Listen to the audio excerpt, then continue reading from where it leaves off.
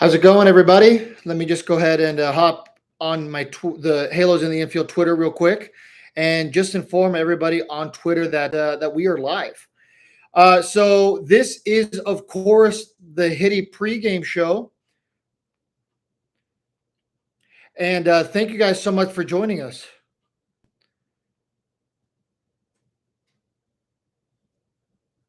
All right. So let's talk a little bit about today and what we're going to be doing. So I am on here, of course, to talk some Angels baseball and talk what to expect out of Game 3 from Birdland, aka Baltimore. Griffin Canning is on the bump today for our Angels. Him and his 2-1 record with his 6.38 ERA is going up against Kyle Bradish of the Orioles, who is 1-1 with a 4.56 ERA and only 24 strikeouts. Now, before we get into all that, no, I'm not wearing Orioles orange today. I'm wearing an Arizona Coyotes t-shirt. For those of you guys who don't know, for some godforsaken reason, I've been penalized by the sports gods by being a Broncos fan, an Angels fan, and an Arizona Coyotes fan.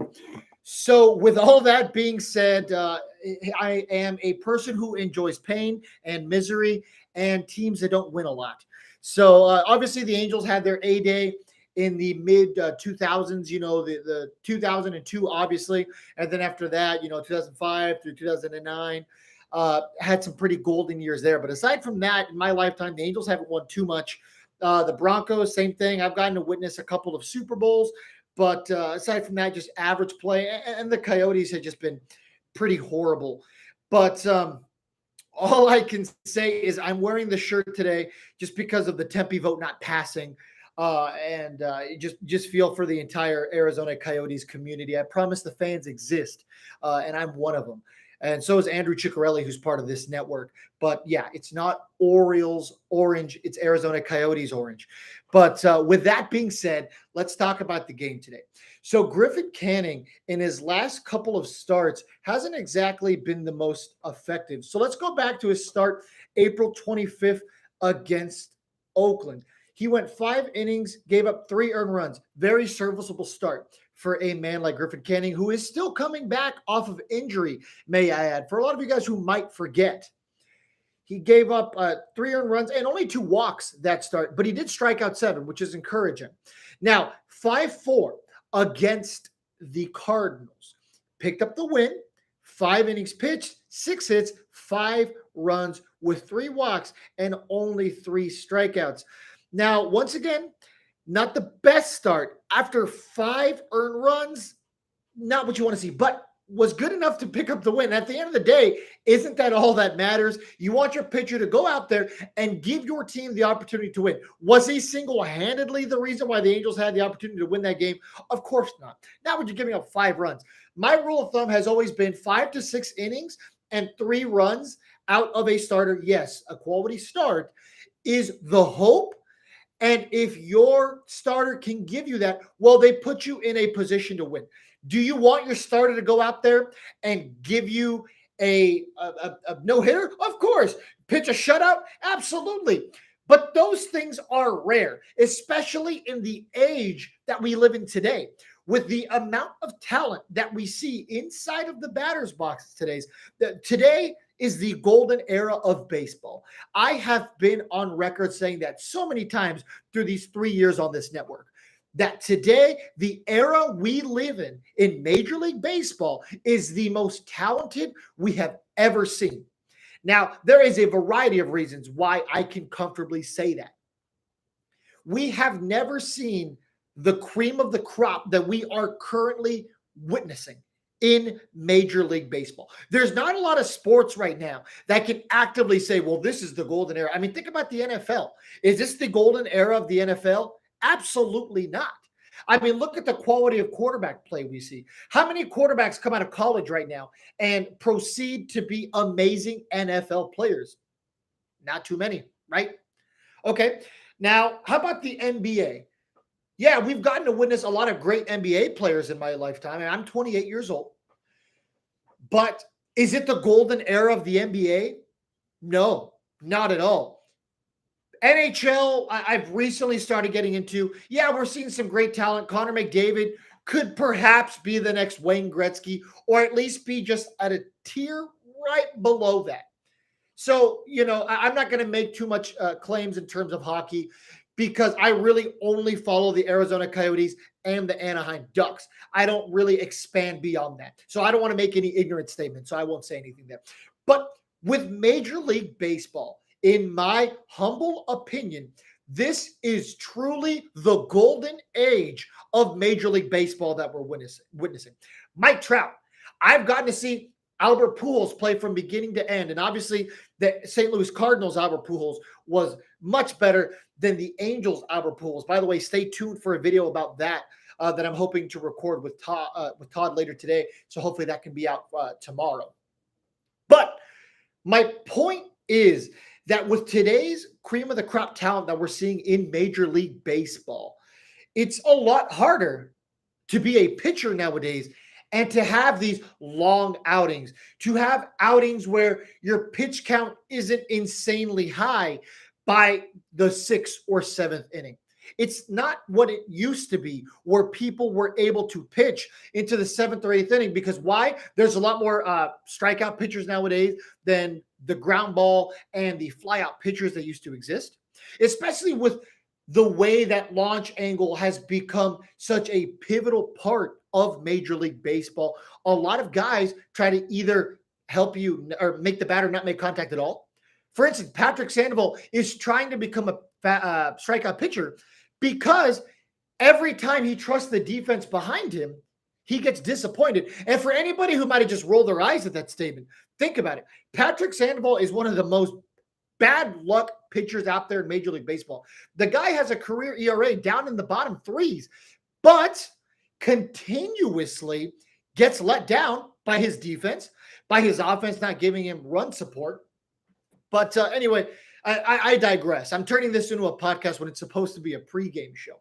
And let's talk about Griffin Canning's most recent outing, and that was May 10th against the Stros, where he picked up the loss, 3.2 innings pitched, 5 earned runs. Yowza. I understand the Houston Astros have notoriously owned the Angels over the last 5 years, going back to the whole 2017 cheating scandal days. But 3.2 innings pitched, 5 runs, all of them earned from an organization that is depleted by health right now, just like we are. The Astros came into that series not being the Astros and have seemingly turned it around since. They have crept up quickly and have leapfrogged over the Angels. So what are we going to get out of Griffin Canning today? Your guess is as good as mine. If the Angels are in a position where they can hold this Orioles offense to 3 to, I'd even say 4 runs, in Griffin Canning can give you 5 to 6 innings and keep his pitch count to about 85 pitches, I'll take that as a victory. If we can get that today out of Griffin Canning, that's a win. We have to temper our expectations for this guy. We don't want him to overwork himself because we know what a healthy Griffin Canning can look like. We saw flashes in 2019 when he made his Major League debut.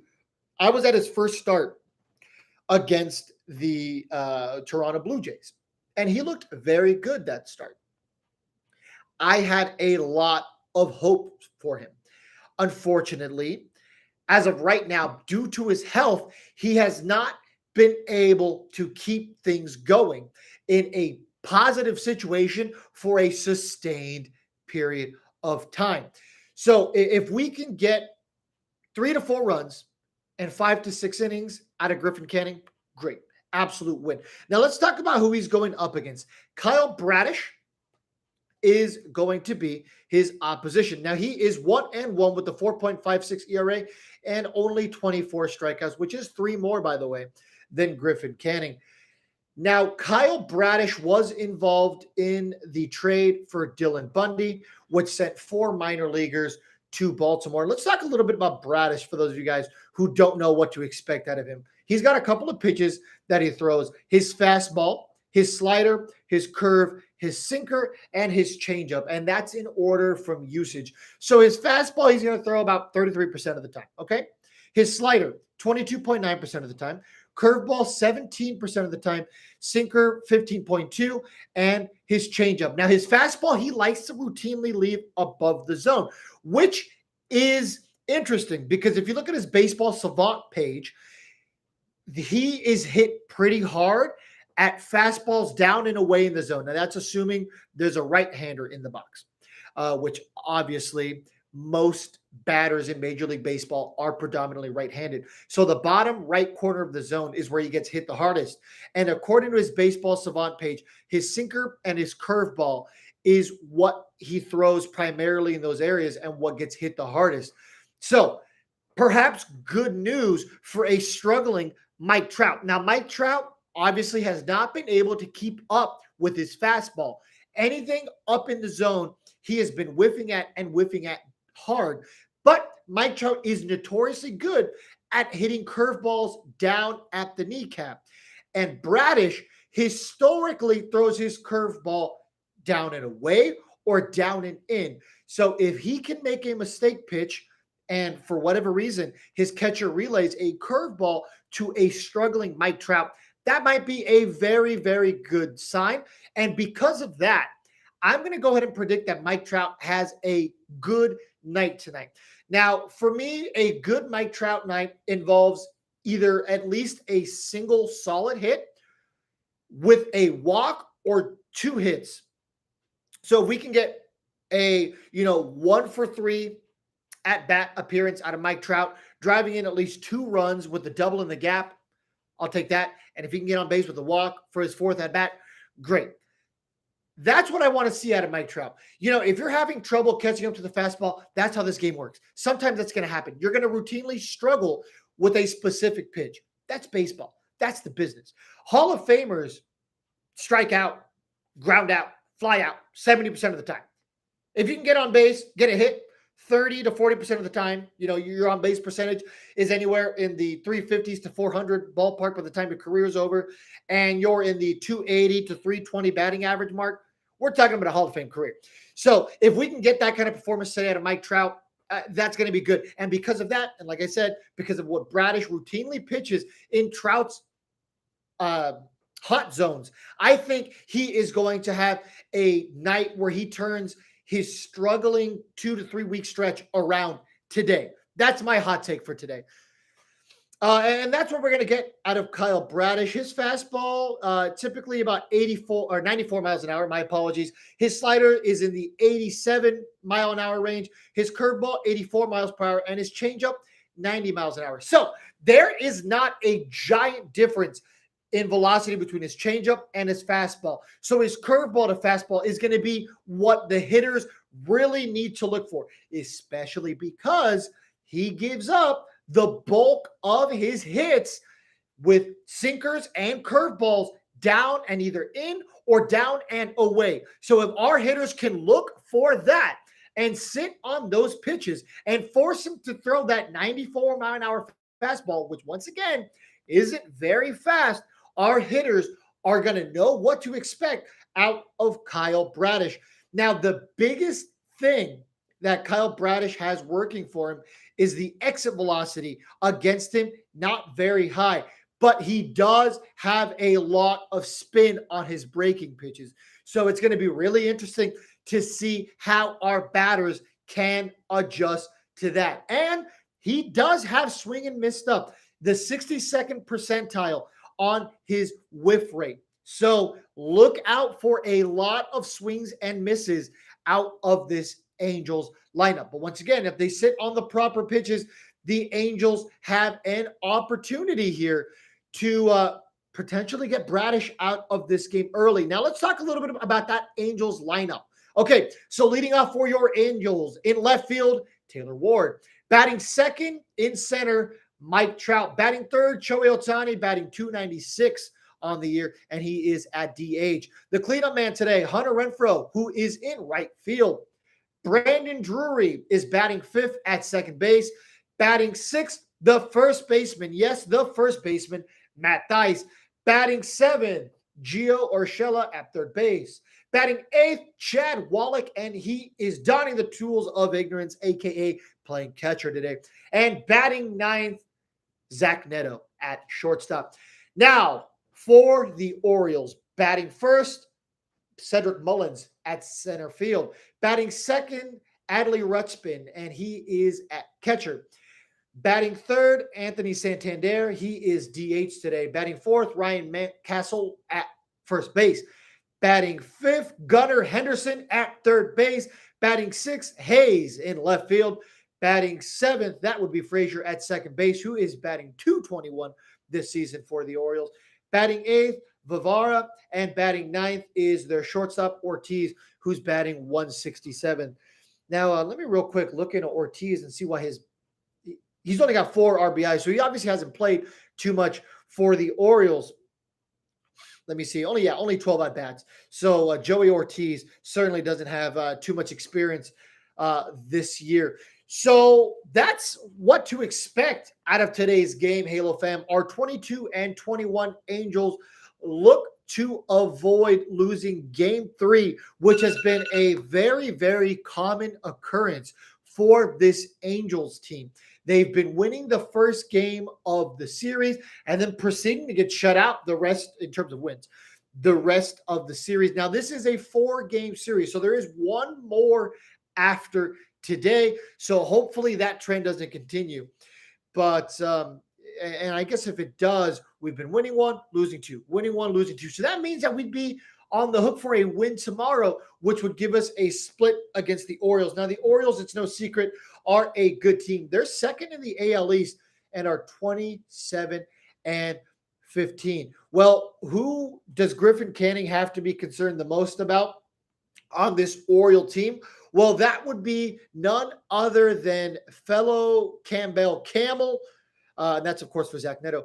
Cedric Mullins. Cedric Mullins, in 152 at-bats this year, is batting 260 with 6 home runs, 33 RBIs. Now, over the last week, he's been absolutely on fire. He's batting 310 with an on-base percentage of 310. And he has recently hit for the cycle.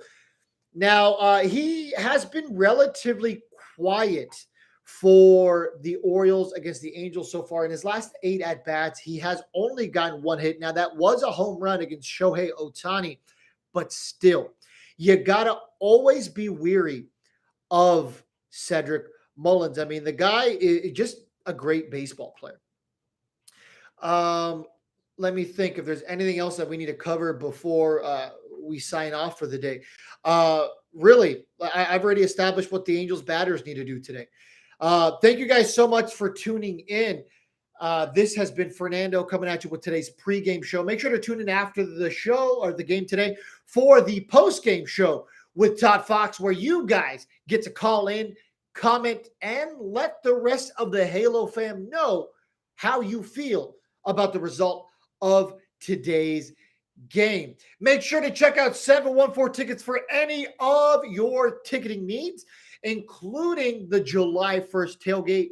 More details to come for that.